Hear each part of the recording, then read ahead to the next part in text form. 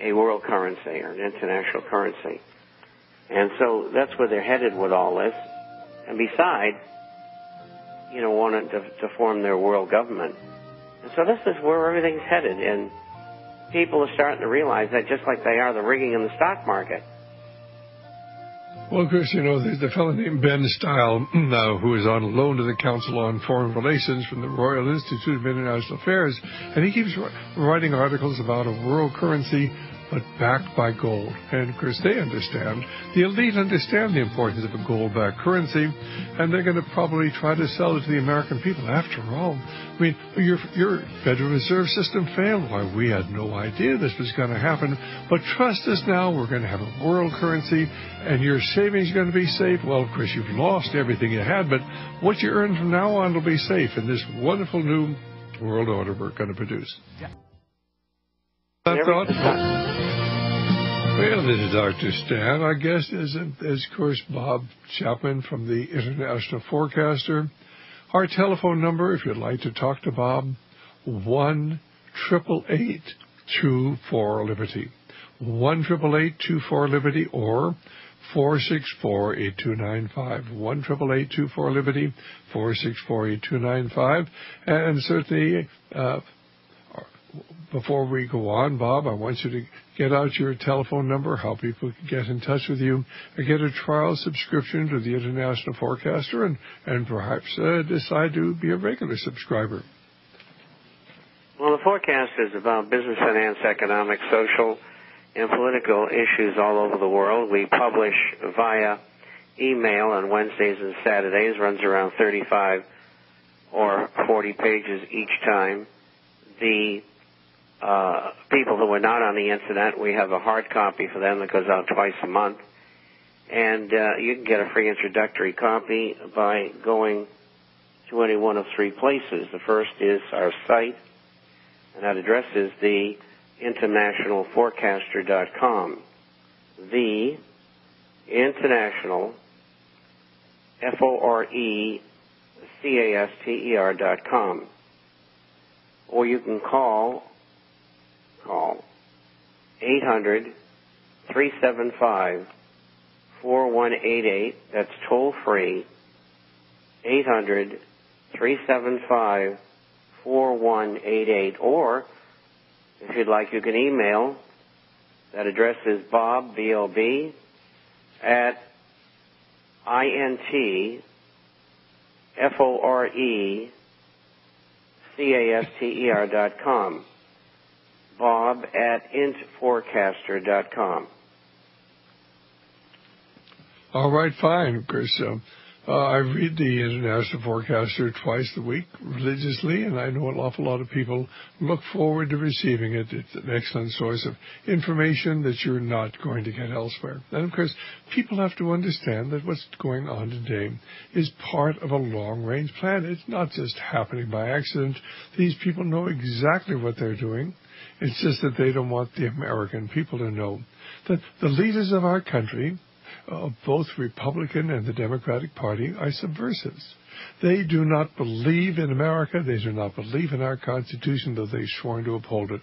They're dedicated to creating a world government. They're globalists. After all, our president said he is a citizen of the world.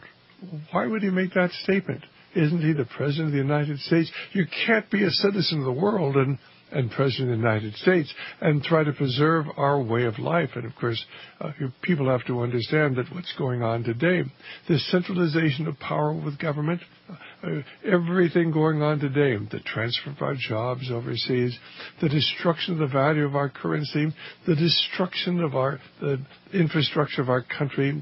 Suddenly more and more companies are simply shutting down. Certainly, we are no longer competitive with many products here throughout the rest of the world. We're doing everything we can to build up the economy of communist China and the economy of certainly of communist Russia and the economy of India and the economy of Brazil. We're transferring our jobs, our manufacturing there, and our leaders know exactly what they're doing. But the last thing they want is for the American people to know. The truth of the matter is that the subversive elements who are dedicated to world government are in control of our nation.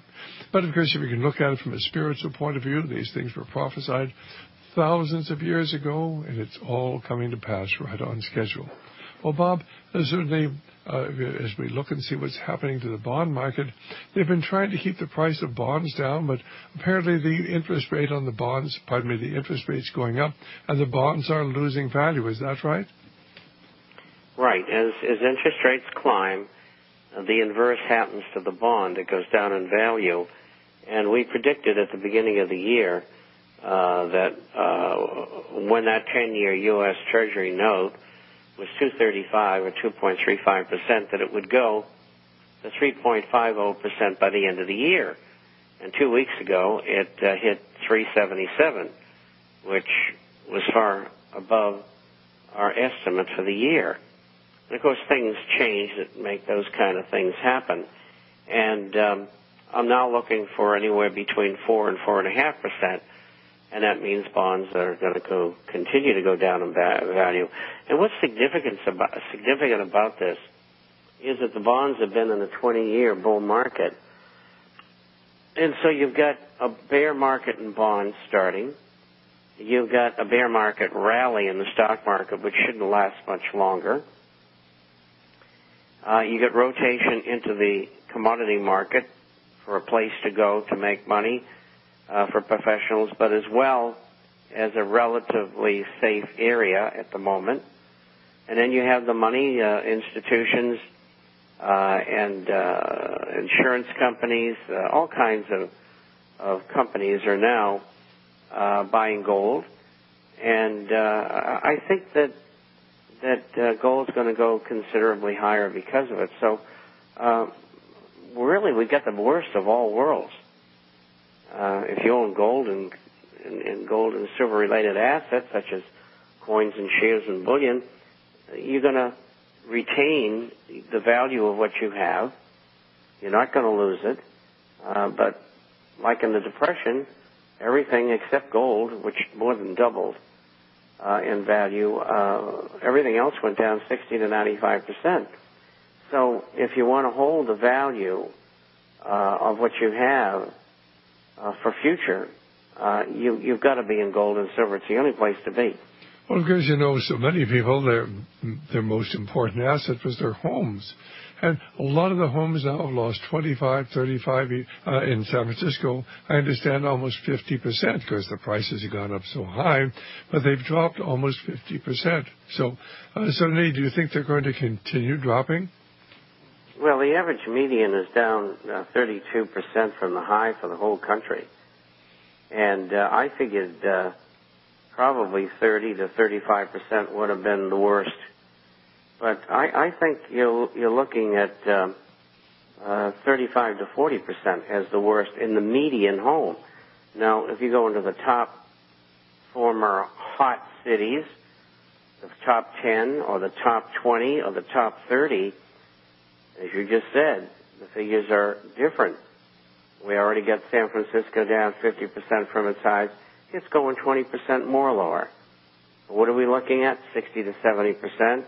On the high end, which is the very expensive homes, you're looking at bigger numbers. And the average home is not going to go down in the former hot areas, which I predicted they go down 45%. They've already passed that. They're probably going to go down 50, maybe 55%. And so, you're absolutely right. We're not anywhere near the bottom. And we haven't solved the financial crisis. And the Federal Reserve that created the whole thing supposedly is fixing it. I mean, do we really want an organization that's been such a catastrophe fixing the problem that they created along with the banks? Brokerage houses? I don't think so. Well, I don't think they're really trying. I think they're trying to give us the impression that they're trying to do the right thing. But if you look and see what they're doing, they're not doing the right thing. I mean, suddenly look, if you wanted to get people spending, you'd cut the interest on the credit cards. And, of course, this is not the Federal Reserve. This is the Obama administration. They make a big deal about how they're going to help people, who are suddenly in credit card debt and how they really want to help them. And, of course, what are they going to do? Well, they passed legislation that's going to go into effect next February.